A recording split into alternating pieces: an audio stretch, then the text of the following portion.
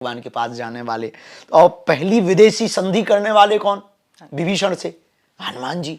तो ये जो भारत में ऐसी वो कौन सी जगह है जहां साक्षात रूप में हनुमान जी, और विदेश में भी ऐसी कौन सी वो जगह है, उन ये सीखना है तो वो हनुमान जी से सीखो। अब वो लंका गए, रावण के सामने खड़े हैं, विदाउट इन्वेस्टमेंट के उन्होंने एडवर्टाइजमेंट किया। ये अगर कोई सीखे तो वो हनुमान जी से सीखे। अब बताओ, तेल किसका? रावण का। बत्ती किसकी? रावण की। घी किसका? रावण का। आगी किसने लगाई? रावण ने। लंका किसकी थी? रावण की। एडवर्टाइजमेंट राम जी की कंपनी का। तो ये जो हनुमान जी के अंदर। जय श्री राम, जय बागेश्वर धाम। दोस्तों, महाराज जी ने हनुमान जी की उन शक्तियों का आज उल्लेख किया है जिन्हें शायद आप न जानते हों। हनुमान जी में कितना पावर है, उनमें कितनी दिव्य शक्तियां हैं। हनुमान जी, आज तक हनुमान जी ने क्या क्या लीलाएं रचाई हैं, वो सब महाराज जी ने इस वीडियो में, इस इंटरव्यू में बताया है। ये इंटरव्यू बहुत धमाकेदार इंटरव्यू है और इसमें हनुमान जी की पावर का विस्तार से महाराज जी ने चर्चा की है। हनुमान जी कितने शक्तिशाली हैं, हनुमान जी ने राम जी के लिए क्या क्या किया, और हनुमान जी की उन सभी लीलाओं को बहुत ही विस्तार से और डिटेल में महाराज जी ने यहाँ पर बताया है। आप लोग जब ये पूरा वीडियो सुनेंगे और ये पूरा इंटरव्यू देखेंगे तो आपको हनुमान जी की उन सभी जो बातें आपको नहीं पता है, हनुमान जी की जो लीलाएं आपको नहीं पता है, वो सब आपको जानने को मिलेगा। क्योंकि ये इंटरव्यू बहुत ही इसी हनुमान जी पर ही पूरा इंटरव्यू है, हनुमान जी की लीलाओं पर ही पूरा इंटरव्यू है। और जिस तरह से यहाँ पर महाराज जी ने इन सभी चीज़ों का उल्लेख किया है तो आप लोग पूरा ज़रूर देखना। अगर वीडियो पसंद आए तो वीडियो को लाइक कर देना एंड चैनल को सब्सक्राइब कर देना। कमेंट में जय श्री राम, जय बागेश्वर धाम जरूर लिखना। आइए वीडियो को करते हैं। जय श्री राम।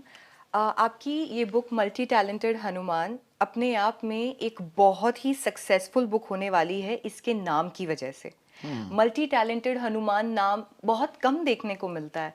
आपने इस नाम के बारे में कैसे सोचा? जय श्री राम। हम अक्सर जब हनुमान चालीसा पढ़ते हैं तो हनुमान चालीसा में एक चौपाई हमने बहुत बार पढ़ी, उस पर बहुत मंत्रणा की, मंथन किया। तो सब शुक्ल हैं तुम्हारी सरना, तुम रक्षक काहू को डरना। ये चौपाई हमको बहुत बार बार प्रिय लगती। इस हर कथा में हम इस चौपाई के बारे में बहुत उद्बोधन करते, बहुत प्रवचन सुनाते हैं। हनुमान जी सुख क्या देते हैं? राम सुख और राज सुख। तब बहुत मंथन करने के बाद में हमने जब हनुमान जी के उस चित्रण को देखा, उस चरित्र को देखा, जिस चरित्र से श्री हनुमान जी से हमने सीखा, श्री हनुमान जी से बहुत कुछ समझा, धैर्य को समझा, लगन को समझा, स्वभाव को समझा, विपरीत परिस्थिति में भी कैसे मुस्कुरा करके ठहरे रहना है, वो ठहराव हमने सीखा। ये सब जब हनुमान जी से सीखा तब फिर एक दिन हमारे मन में विचार आया कि ये तो किसी में अगर हो सकता है तो वो एक ही देवता में हो सकता जिसके अंदर मल्टी टैलेंट हो। तो हर जगह हमें हनुमान जी मिले। पुलिस स्टेशन वाले, पुलिस वालों से मिलो तो वो कहते हैं हमारे आइकॉन हनुमान जी हैं, क्योंकि पहली चोरी का खुलासा हनुमान जी ने किया। वो लंका में जो रावण चोरी माता जानकी जी कारण करके लगे, तो पुलिस वालों के आइकॉन भी हनुमान जी हैं। अब जब हनुमान जी का सुंदरकांड पढ़ो तो उसमें एक जगह सुरसा आती है, तो सुरसा अपना मुंह बढ़ाती है तो हनुमान जी अंदर पेट में जाते हैं, फिर बाहर आ जाते हैं। तो हम कहा ये ऐसा होता क्या? तो वहाँ पे डॉक्टरों के आइकॉन हो गए, पहली एंडोस्कोपी हनुमान जी ने कर डाली। तो हनुमान जी की ये जो फर्स्ट एस्ट्रोनॉट कौन? तो हनुमान जी, पहले सूर्य भगवान के पास जाने वाले। और पहली विदेशी संधि करने वाले कौन? विभीषण से हनुमान जी। तो ये जो चरित्र है हनुमान जी के, इससे हमने ये सिद्ध किया हनुमान जी और देवता चित्त न धरई, हनुमत से ही सर्व सुख करी। इन दोनों सिद्धांतों से हमें समझ आया मल्टी टैलेंटेड हनुमान। तो वो हम कवर पे भी देख सकते हैं। आपने दिखाया है यहाँ पे हनुमान जी लैपटॉप लेकर और ट्रेडिंग भी कर रहे हैं और डॉक्टर की पोशाक पहनकर इलाज कर रहे हैं। तो मल्टी टैलेंटेड हनुमान की ये जो बुक आपने लॉन्च करी है, गुरुजी आपको बहुत बहुत बधाई। बहुत धन्यवाद। आपकी हनुमान जी को मल्टी टैलेंटेड कहकर उनका एक नया रूप लोगों के सामने आप लेकर आए हैं, एक नया परसेप्शन लोगों को मिला है। आपको क्या लगता है कि इस पुस्तक से आज का जो युवा है वो कैसे प्रेरित होगा? इस पुस्तक से वो क्या सीखेगा? देखिए, हनुमान जी के प्रत्येक चरित्र की प्रत्येक कथा सीखने योग्य ही। इस पुस्तक में बहुत सी सावधानियां हमने रखी और एक ही पुस्तक में हनुमान जी से हम सीखें क्या? हनुमान जी के प्रिय प्रसाद क्या हैं, विद्यार्थियों के लिए हनुमान जी कैसे महत्वपूर्ण है। और हम कुछ विद्यार्थी पढ़ रहे हैं पर सफल नहीं हो रहे हैं, डिग जाते हैं। ऐसी परिस्थिति में हमें क्या करना चाहिए, कुछ लोग संकटों में फंसे हैं, ऐसी परिस्थिति में क्या करना चाहिए, वो हमने हनुमान जी से कैसे सीखा, एक एक कथा का एक एक सारांश इसमें लिखा। जैसे फूल अगर रखे जाएं तो 2 क्विंटल लगभग इतने सारे फूल होंगे, लेकिन जब उनको निचोड़ा जाएगा तो इत्र की शीशी इतनी सी बनती है।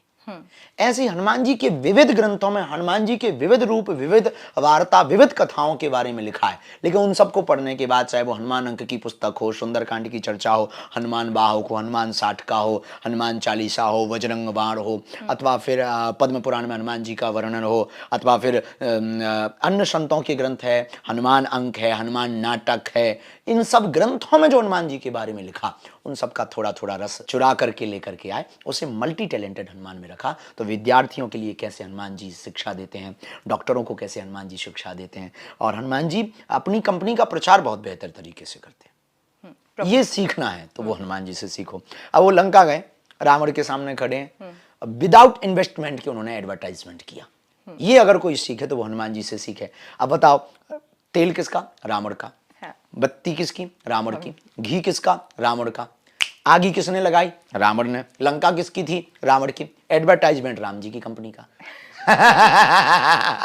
तो ये जो हनुमान जी के अंदर गुण हैं, ये गुण बहुत अभूतपूर्व हैं।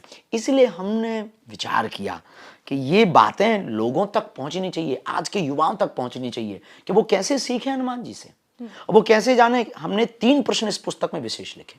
1, हनुमान जी को किसने किसने पाया, कैसे कैसे पाया, और आप कैसे पा सकते। तो हनुमान जी को किसने किसने पाया, जैसे स्वामी समर्थ रामदास जी ने पाया, उन्होंने कैसे पाया, और आप कैसे पा सकते। हनुमान जी के सावर मंत्र, हनुमान जी के कवच, हनुमान जी के स्तवन, हनुमान जी के, हमने इसमें प्रिय 8 प्रसाद भी लिखे कि हनुमान जी को क्या क्या प्रिय है। हनुमान जी महाराज को जैसे गुड़ चना प्रिय है, और हनुमान जी को चूरमा को लड्डू प्रिय है, हनुमान जी को केसर का भात प्रिय है। लेकिन क्यों प्रिय है। हनुमान जी के हमने 11 रूपों के दर्शन भी लोगों को करवाने की कोशिश की इसमें, कि हनुमान जी विविध रूपों में, एक मुखी हनुमान है, पंचमुखी हनुमान है, एकादश मुखी हनुमान है। और पंचमुखी रूप क्यों धारण किया, एकादश मुखी रूप धारण क्यों किया, इसके पीछे आशय क्या है, इसकी कथा क्या है, वो भी इस पुस्तक में लिखी। इसलिए मल्टी टैलेंटेड है। पुस्तक में एक और अनूठी बात है कि हनुमान जी बहुत कण कण में व्याप्त हैं, सब जगह हैं, पर भारत में ऐसी वो कौन सी जगह है जहां साक्षात रूप में हनुमान जी, और विदेश में भी ऐसी कौन सी वो जगह है। उन सभी जगहों के बारे में तो नहीं, पर लगभग 20-21 जगहों के बारे में हमने वो लिखा कि वो कहाँ कहाँ हनुमान जी हैं, किस किस रूप में हैं, और किन किन को मिले। तो उस रूपों के वर्णन जब इसमें आए तो हमें लगता है कि इसको कोई पढ़ेगा तो निश्चित रूप से इस पुस्तक का जो टाइटल है मल्टी टैलेंटेड हनुमान, तो डॉक्टर हनुमान है, लेकिन प्रथम विदेश यात्री भी हनुमान है, प्रथम अंतरिक्ष यात्री भी हनुमान है, लेकिन एक जगह सखी के हनुमान है। हनुमान जी सखी भी बने तो उनको सखी के हनुमान कहते हैं। इसलिए ये पुस्तक अपने आप में अभूतपूर्व है, हनुमान जी के साधकों के लिए, विद्यार्थियों के लिए, आज के नौजवानों के लिए, आज के यूथ के लिए सबसे बड़े आइकॉन अगर कोई हैं तो वो हनुमान जी हैं। इसलिए ये पुस्तक अपने आप में सर्व है, सब कुछ है। आपने इस पुस्तक के अंदर हनुमान जी के चरित्र का इतना प्यारा वर्णन किया है कि आज के जो युवा है उससे प्रेरित होकर आप देख रहे हैं वो अलग अलग फील्ड में जा रहे हैं, जिसमें इन्फ्लुएंसिंग भी एक है। आपने इस पुस्तक में ये बताया है कि सबसे पहले इन्फ्लुएंसर भी हनुमान है। हनुमान जी है। तो हनुमान जी से आज का जो प्रेरित होने वाला युवा है वो इन्फ्लुएंसिंग कैसे सीख सकता है गुरुजी? हनुमान जी के अंदर जो संवाद करने की संवाद कौशलता है वो अनूठी है। वो विभीषण के पास जाकर के बात करते हैं तो विभीषण से ये बात नहीं करते हैं कि आप अपना परिचय बताओ। इतने टैलेंट है हनुमान जी के अंदर, इतने अद्भुत है कि ज्ञानी नामा ग्रगण्य में तो श्री हनुमान जी महाराज सीधा कहते हैं, कहो लंकेश क्या हाल है।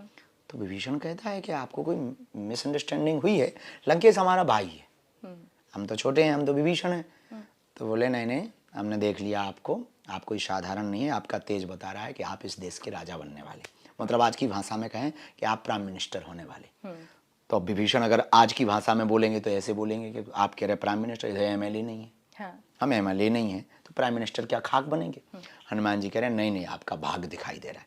अब उनके अंदर एक ललक भर दी हनुमान जी ने कि तुम टेंशन ना लो, तो हमने भाग्य पढ़ लिया, हम ज्योतिष के बहुत अच्छे ज्ञानी विज्ञानी हैं और आपके अंदर लग रहा है कि आप इस देश के राजा बनने वाले हैं। तो धीरे से अब विभीषण कहता है कि कैसे बनेंगे, अब आप कहते रहे हो हम तो एमएलए नहीं हैं। तब हनुमान जी धीरे से कहते हैं पार्टी गड़बड़ है, हमारी वाली में आ जाओ। विभीषण कहता मतलब बोले मतलब सीधा चाहे तुम जिस तरफ हो उस तरफ तो तुम एमएलए के पार्षद नहीं बन पाओ। हमारी वाली में आ जाओ। आपकी कौन सी पार्टी है? बोले हमारी राम जी वाली पार्टी है, हमारे राम जी वाले में राम जी के पक्ष में आ जाओ। राम जी के पक्ष में आओगे तो निश्चित रूप से तुम राजा बनोगे। और हुआ भी वही, तुमरो मंत्र विभीषण माना, लंकेश्वर भय सब जग जाना। बिल्कुल। तो हनुमान जी महाराज की वचनों के कारण वो लंका के राजा बने। ये हनुमान जी के अंदर टैलेंट था। इसलिए हनुमान जी जो अपनी कंपनी का और अपने प्रभु का जो प्रचार करते ना, वो अद्भुत तरीके से। तो जितने भी इन्फ्लुएंसर हैं, छोटे छोटे ऐड को जन जन तक पहुंचाना चाहते हैं, वो हनुमान जी से सीख लें। क्या गजब का है, विदेशी धरती पर मित्र कैसे बनाना है और मित्र को बहुत घनिष्ठ कैसे बनाना है और संधि कैसे करनी है। और देखो क्या गजब का है, उन्होंने पैसा भी नहीं दिए और दूसरी पार्टी का एक कैंडिडेट भी अपनी तरफ खींच लिया। ये हनुमान जी से सीखना चाहिए। गुरुजी, क्या हनुमान जी के विषय में आपका जो दृष्टिकोण है दूसरे ग्रंथों से वो अलग है? आपके अनुसार इस पुस्तक में एक पाठक क्या-क्या सीख सकता है बाकी ग्रंथों के मुकाबले? देखिए, अलग अलग पुस्तकों को हम पढ़ेंगे तो थोड़ा थोड़ा रस तो हर जगह से मिलेगा ही। रस से भरपूर है हमारे ग्रंथ। और गोस्वामी कलिकुल शेखर, पावनावतार तुलसीदास जी ने ये सब ग्रंथ, अनेक ग्रंथ ज़्यादातर उन्होंने लिखा। एक हनुमान जी के द्वारा खुद का लिखा हुआ है हनुमान नाटक।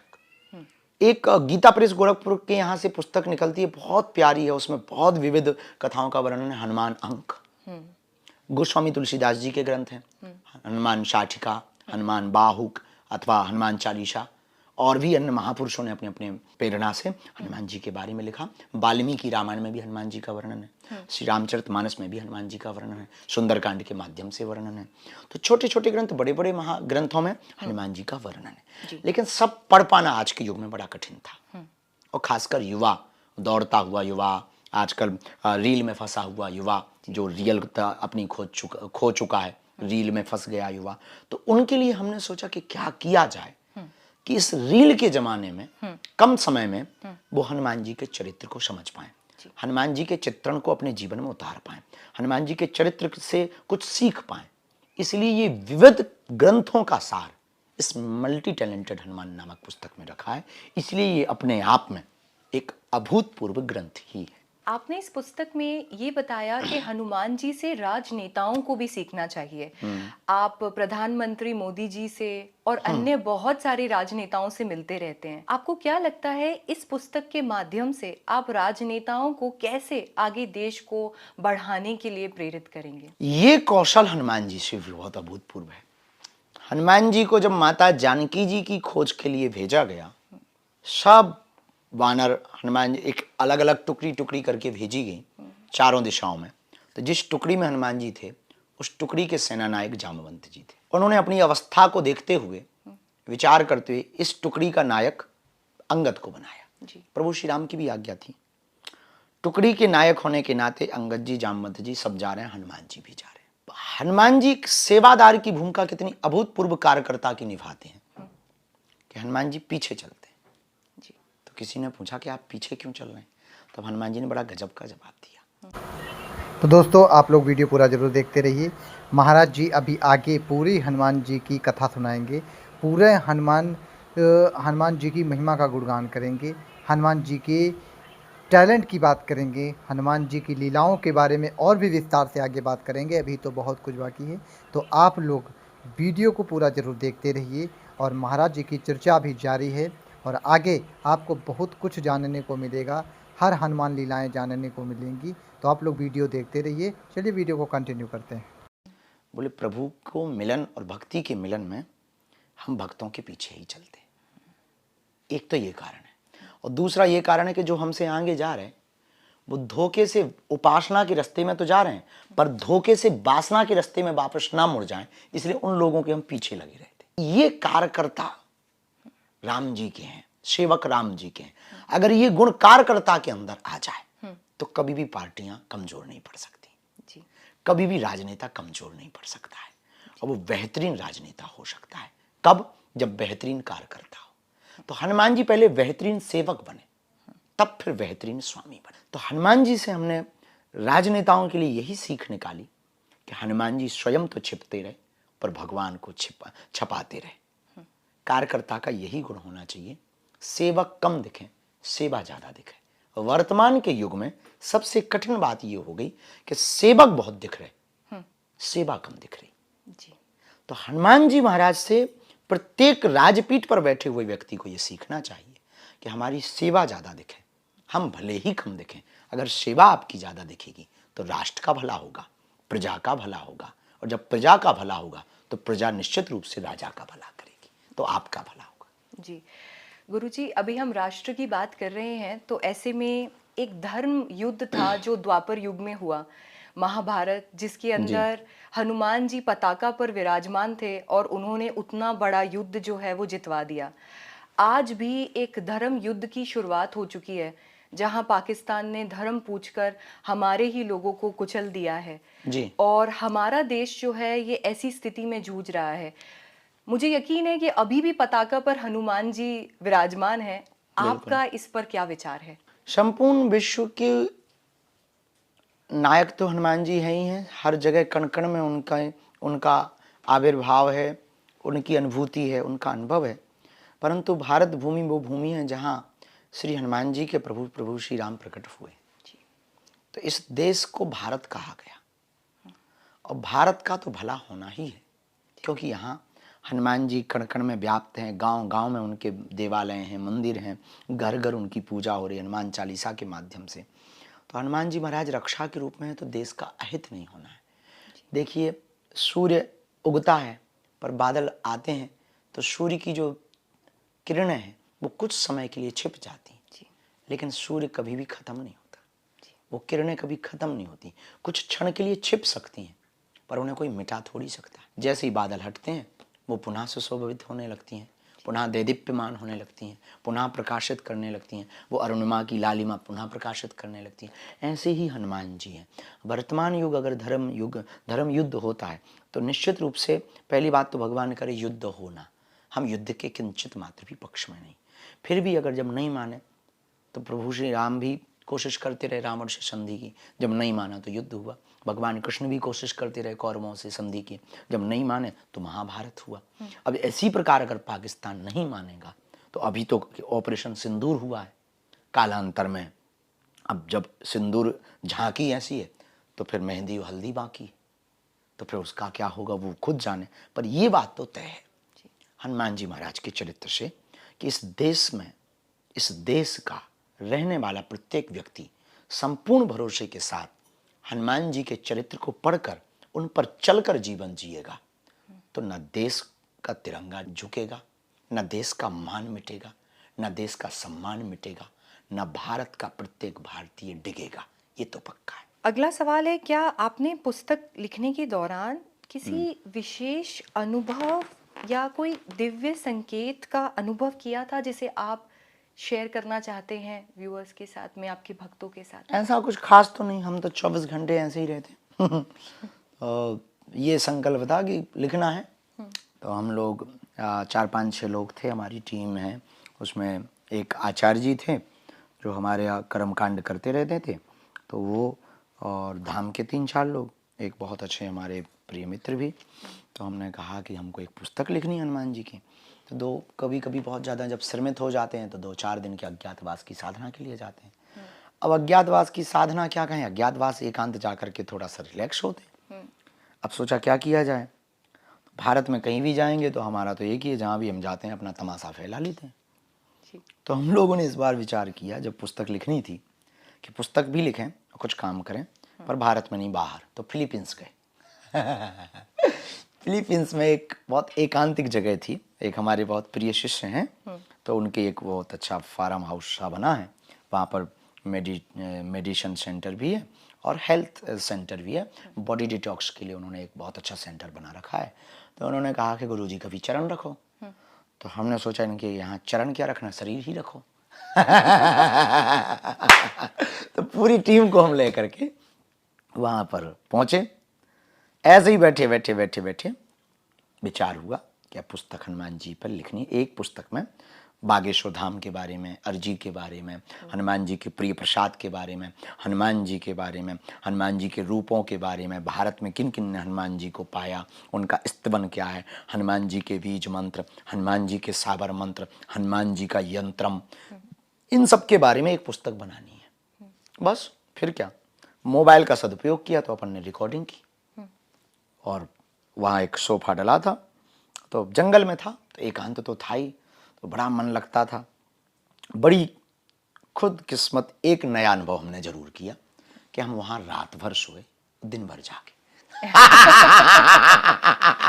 जो प्रायः हम अनुभव नहीं कर पाते, ये हमने किया। हम प्रायः रातों भर सोते हैं, कभी कभी सुबह, नहीं तो बदकिस्मती से 8 बजे के बाद हमको 2-3 घंटा सोने को मिलता है। वहां पर एक नया अनुभव हुआ कि पूरी रात सोते थे, सुबह से रात शाम तक जागते थे। तो वो जो अनुभव था वो यही था कि हम बहुत फ्रेशनेस महसूस करते थे, बहुत लाइटली महसूस करते थे। और फिर उस वक्त हमने ये पुस्तक का लेखन किया। बहुत अद्भुत पुस्तक, वहीं लगा कि बहुत अद्भुत पुस्तक है।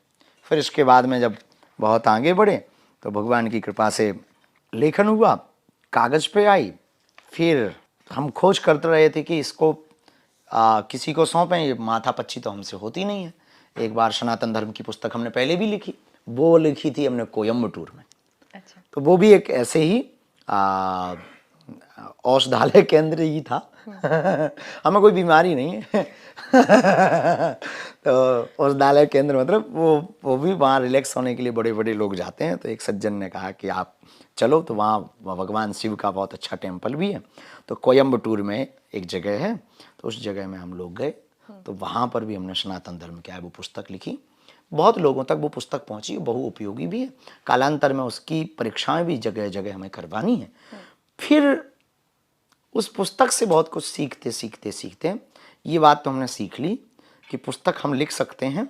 हमें जो भगवान ने गॉड गिफ्टेड कृपा दी है हनुमान जी के बारे में, जितना भी बहुत कम जाना है, इस पुस्तक में हनुमान जी के चरित्र को, इतना विशाल चरित्र है कि लिखना, ऐसे लाखों करोड़ों प्रतियां इतनी पुस्तकों की भर जाएंगी तब भी उनके चरित्र को नहीं लिख पाएंगे। पर कम से कम में कैसे कोशिश करें तो इतना उनकी कृपा से, उनकी ही प्रेरणा से लिख पाए। पर ये तो तय था कि इसे हम जन जन तक नहीं पहुंचा सकते। तो फिर भगवान ने एक और कृपा की, हनुमान जी ने ही जिन्होंने ये पुस्तक लिखवाई। तो इनविंसिबल पब्लिकेशन वाले हमारे यहाँ धाम पर आ गए। वो बोले गुरु जी चिंता ना करो, हम इस पुस्तक को जन जन तक पहुँचा देंगे। हमने कहा कि वो तो अद्भुत बात हो गई है, भगवान की बड़ी कृपा है कि ब्याह के लिए दूल्हा बैठा हो, दुल्हन मिल जाए तो बड़ी बात है। तो वो आए, तो हमने कहा महाराज हम तो बड़े इसी चिंता में, तुम ठीक आ गए। तो हमने उनको वो प्रति सौंप दी।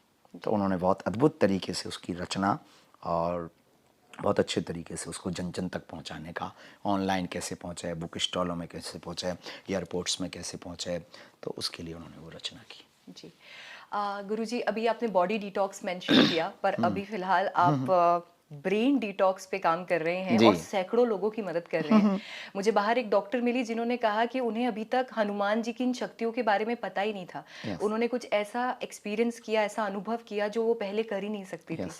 ये जो आप नया ब्रेन डिटॉक्स लेकर आए हो, इसके बारे में आप अपना विचार। इस पे अभी हम खुल के इसलिए नहीं रख सकते क्योंकि लगभग हमारे अभी 96 सेशन बाकी हैं, अभी ट्रायल है। तो हमारी एक बहुत अच्छी और बेहतरीन आदत ये है कि हम उसको पहले खुद महसूस करते, खुद अनुभव करते हैं। लगभग उसके कई प्रमाण, कई तरह के ब्रेन के लोगों के ऊपर हम प्रयोग कर रहे हैं।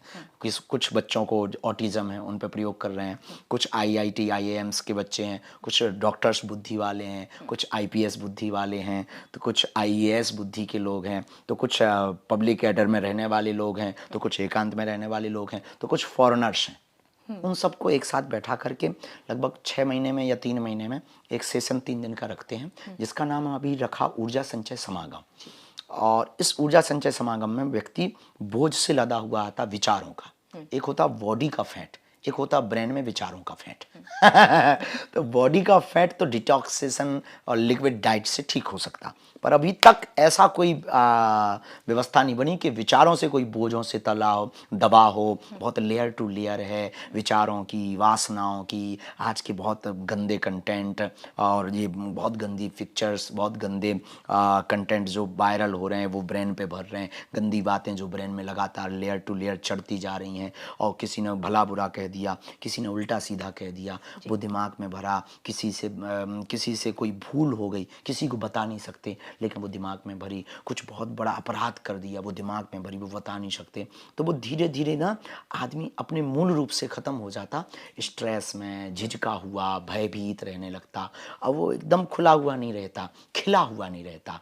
और हमारा उद्देश्य है खुले रहो, खिले रहो, पर मस्त रहो।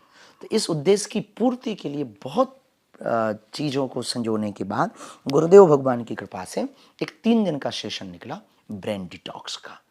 तो बॉडी डिटॉक्स पूरी दुनिया करती है, अब वर्तमान में दुनिया को आवश्यकता है ब्रेन डिटॉक्स की। तो ब्रेन डिटॉक्स का ये जो सेशन है इसमें लगभग 4 घंटे का मॉर्निंग का वो मेडिटेशन होता है, हीलिंग विद मेडिटेशन।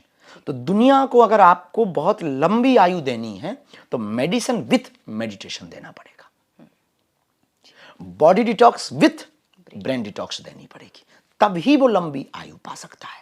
इसीलिए एक ये प्रयोग ऊर्जा संचय समागम का हमने शुरू किया, बहुत अच्छा है, उसका रिजल्ट बहुत मिल रहा है।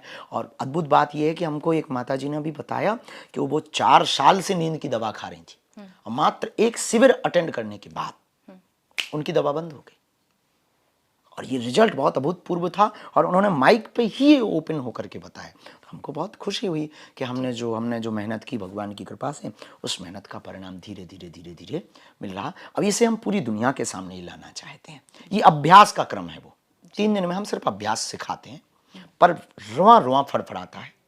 ब्रेन का एक एक तंत्र उसमें फड़फड़ाता है और एक एक तंत्र में ऊर्जा पहुंचती है। एक एक छोटी छोटी, जो बहुत लोग कहते हैं कि ब्रेन में बहुत छोटी नसें होती हैं, उस रक्तचाप वहाँ तक पहुँचता है, बहुत गर्म रक्तचाप पहुँचता है, तो वहाँ के ब्लॉकेज को खोल देता है, विचारों के ब्लॉकेज को खोल देता है। उससे IQ लेवल भी हाई होता है, उससे विचार करने की क्षमता भी बहुत अद्भुत होती है।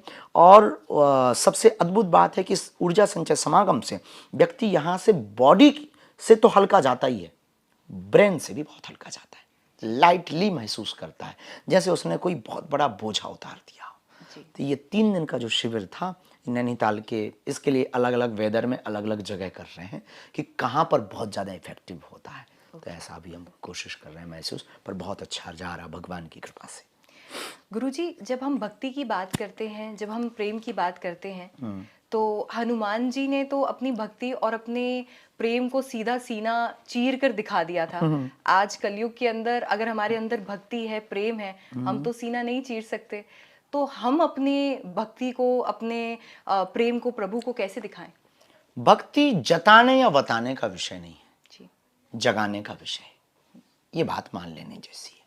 अगर आप जता रहे हैं, बता रहे हैं और थैंक यू सुनना चाहते हैं तो भक्ति मत मानिए, बिजनेस मान लीजिए। क्योंकि लेने देने का काम तो बिजनेस में होता है। प्रेम में या भक्ति में तो समर्पण का विषय होता है कि क्या लुटा दिया जाए, क्या समर्पित कर दिया जाए। फिर हमें जताना किसको, बताना किसको। और जताने बताने से कुछ खास फर्क पड़ने वाला भी नहीं। ये भी तय, या तो आदमी आपको साइको समझेगा या पागल समझेगा, या फिर वो ये कहेगा कि किसी बाबा के चक्कर में तू बर्बाद हो गया। इसलिए भक्ति जताना भी नहीं है, भक्ति बताना भी नहीं है। भक्ति तो जगाना है, अनुभव करना। हवा को कौन बता सकता? हवा को तो अनुभव किया जा सकता। अंदर जा रही है, बाहर आ रही है, बस इसको महसूस करो, इसका आनंद लो। जब यही हवा AC से गुजर के आती है तो शीतल हो जाती है। यही हवा जब हीटर से गुजर के आती है तो बड़ी गर्म हो जाती है। यही हवा जब वसंत के पत्तों को छूती हुई आती है तो शीतल मंद सुगंध वयार पुरवैया हवा हो जाती है और तन मन को तंदुरुस्त करने लगती है, मन को आह्लादित करने लगती है, चित्त को प्रसन्न चित्ता की ओर ले जाती है। हवा तो वही है, जहाँ से गुजरती है वैसे ही आनंद दे। ऐसी ही भक्ति है। भक्ति तो वही है जिसके हृदय की पात्रता से गुजरती है, वो वैसी ही बनती जाती है। पर भगवान के सामने क्या जताना बताना। एक तो हम उसे अंतर्यामी कहें ना, और यदि वो अंतर्यामी है ऐसा आप कहते हो तो फिर बताने की क्या जरूरत। अंतर्यामी का मतलब ये जो अंदर की जानता है, तो वो तो अंदर की जानते ही है। तो हमें नहीं लगता कि भक्ति बताने का विषय है या जताने का विषय है। भक्ति जगाने का विषय। फिर भी जब दाव लगे तो इस भरोसे के साथ रहें कि हम जितनी श्रद्धा पूर्वक भक्ति करें उतनी श्रद्धा पूर्वक अगर कुछ कह दिया तो उसे करना पड़ेगा। जैसे किसी गांव में महात्मा थे, उनका प्रण था कि वो नमक नहीं खाते थे, और एक जगह पंगत में संतों के चक्कर में बैठ गए और ये बताना भूल गए कि हम नमक नहीं खाते। अच्छा। और पंगत में सबके पास थालियां आ गई। अब पंगत में किसको क्या पता कि कौन बाबा नमक खाता कि नहीं खाता। दाल भी आ गई। अब वो बड़े चिंता में फंस गए। गुरु महाराज उनके बगल में बैठे थे। अब वो मना भी नहीं कर सकते, उठ भी नहीं सकते।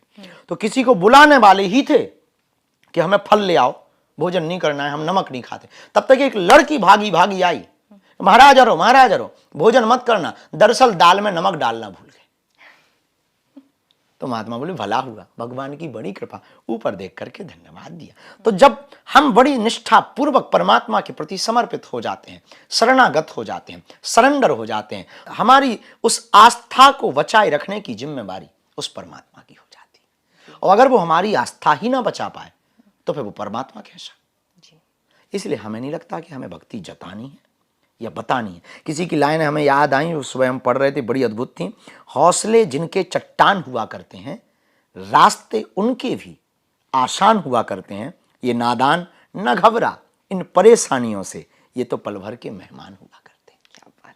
तो अगर आप भगवान के भरोसे हैं तो बड़े बड़े संकट धीरे धीरे छटते जाएंगे, कटते जाएंगे। हमें जताने की जरूरत नहीं है। और जताना बताना नहीं है, मुस्कुराना है जी। और मुस्कुराना ही भक्ति मान लीजिए जी। अगर आप भगवान से जुड़ने के बाद मुस्कुरा नहीं रहे तो आप भक्ति में नहीं। भगवान से जुड़ने का मतलब ही है। आप लोग बहुत बड़े बड़े कैमरा रखे हैं, तो इस कैमरे का एक नियम है, जब ये फोटो खींचते हैं, स्टील लेते हैं, तो इनका एक प्रोटोकॉल है कि जब भी किसी को फोटो खींचेंगे किसी के, तो एक बात ही अंग्रेजी में, प्लीज स्माइल। और हम लोग जब अपनी ही फोटो देखते हैं तो बड़ा मुस्कुराते हैं। अब विचार कीजिए, जब फोटो खींचने से इतनी सुंदर फोटो आती है, थोड़ा सा मुस्कुराने से जिंदगी भर मुस्कुराते रहें तो जिंदगी भी बढ़िया आ सकती है जी। इसलिए भक्ति जताने का विषय नहीं, बताने का विषय नहीं, मुस्कुराने का विषय जी। गुरुजी, मैं ना अभी आपसे 5 शब्द बोलूंगी। बागेश्वर धाम की बात हो रही है तो ये 5 शब्द ब से या ब से ही होंगे। आपके दिमाग में जो सबसे पहली चीज आती है आप वो मुझे बताएंगे। बा से ही हमें बताना है? हाँ, नहीं, आप अपने हिसाब से बता सकते हैं। अच्छा। मेरे शब्द ब या भ से होंगे। हाँ, हमें कोई दिक्कत नहीं। ठीक है, तो पहला शब्द है इस रैपिड फायर राउंड का बल। बल अगर किसी में है तो वो हनुमान जी के अंदर है, विद्या किसी में है तो वो हनुमान जी के अंदर है, और वो दोनों ही बासे जी। और दूसरा शब्द है भक्ति। भक्ति की श्रेष्ठ प्रधान अगर कोई है तो वो हनुमान जी ही है, और भक्ति श्रेष्ठ अगर कोई है तो वो हनुमान जी है, और जिनके अंदर भक्ति है उनके अंदर ज्ञान भी और वैराग्य भी। और बागेश्वर धाम? बागेश्वर धाम अगर है तो भक्तों के लिए आशा का केंद्र है, श्रद्धा का केंद्र है। अब आने वाले कालांतर में वो आरोग्य का भी केंद्र बनने वाला है, और हनुमान जी की चैतन्यता को महसूस करना है तो बागेश्वर धाम है। बुद्धि? बुद्धि की प्रखरता और निखरता को अगर पाना है तो हनुमान चालीसा का अध्ययन, हनुमान चालीसा पर जीवन जीना बहुत आवश्यक है। तो निश्चित रूप से बुद्धि निखरेगी भी, बुद्धि प्रखर भी होगी, बुद्धि अव्वल भी होगी हनुमान जी के चरित्र से। और आखिरी है भूत। भूत बीता हुआ काल है जिसे सुधारा नहीं जा सकता है, लेकिन भूत शब्द एक ऐसा भी है कि बीते हुए कल को भी कहा जाता है, और भूत नेगेटिविटी को भी, नकारात्मकता को भी कहा जाता है। लेकिन ये दोनों के ऊपर भी जीता जा सकता है अगर जिंदगी में हनुमान हो तो भूत पिशाच निकट नहीं आवे। महावीर जब नाम सुनावे, वो अगर हनुमान जी रहेंगे तो फिर पास्ट पर चिंता करने की आवश्यकता क्या, फ्यूचर राइट एंड ब्राइट होगा। थैंक यू गुरुजी आपका समय देने के लिए। और ये जो किताब आपने निकाली है मल्टी टैलेंटेड हनुमान, मैं पूरी आशा करती हूँ कि देश का युवा से लेकर वृद्ध से लेकर बच्चों तक ये पहुँचेगी और सब तक हनुमान जी के चरित्र को पहुँचाएगी, आपकी आवाज़ को पहुँचाएगी। धन्यवाद। हम इस पुस्तक के बारे में अंत में इतना ही विराम के पहले कहें कि एकमात्र पुस्तक में आप हनुमान जी की अगर भक्ति करते हैं, हनुमान जी की साधना करते हैं, और हनुमान जी से यदि आप कुछ सीखना चाहते हैं, आप पुलिस में हैं, आप विद्यार्थी हैं, आप डॉक्टर हैं, आप मास्टर हैं, या आप एस्ट्रोनॉट हैं, अथवा फिर आप कुछ भी हैं, उन सब को सीखने का अगर कहीं हनुमान जी के चरित्र से मौका मिले तो आप सीख सकते हैं मल्टी टैलेंटेड हनुमान से। यदि आप हनुमान जी की भक्ति करते हैं तो आओ जाने हनुमान जी के वो 8 प्रिय प्रसाद। यदि आप हनुमान जी की भक्ति करते हैं तो आओ जाने वो कौन कौन से लोग हैं जिन्होंने हनुमान जी को इस युग में प्राप्त किया और उनके दर्शन किए और उन्होंने कैसे प्राप्त किया, और हाँ, आप कैसे पा सकते हैं। यदि आप हनुमान जी के बारे में जानना चाहते हैं कि वो कौन से ऐसे दिव्य स्थान इस कलयुग में हैं जहां हनुमान जी का आज भी अनुभव किया जा सकता है, उन 21 स्थानों के बारे में बताया गया। और बड़ी अद्भुत बात इन स्थानों में एक ये भी है, उनमें एक स्थान भारत में नहीं विदेश में है। तो क्या हनुमान जी एक जगह विदेश में भी रहते हैं? कहाँ रहते हैं? उसके लिए एक पुस्तक है, मल्टी टैलेंटेड हनुमान। अगर यदि आप बागेश्वर धाम से जुड़े, अर्जी लगाना चाहते हैं, अर्जी के बारे में समझना चाहते हैं, धाम की महिमा के बारे में जानना चाहते हैं, अथवा फिर आने वाले भविष्य में बागेश्वर धाम आस्था के केंद्र के साथ साथ जो आस्था का केंद्र, आरोग्य का केंद्र होने वाला है, उस आरोग्य के केंद्र और आस्था के केंद्र बागेश्वर धाम के बारे में जानना चाहते हैं, तो उसके लिए एक बेहतरीन पुस्तक है, उसका नाम है मल्टी टैलेंटेड हनुमान।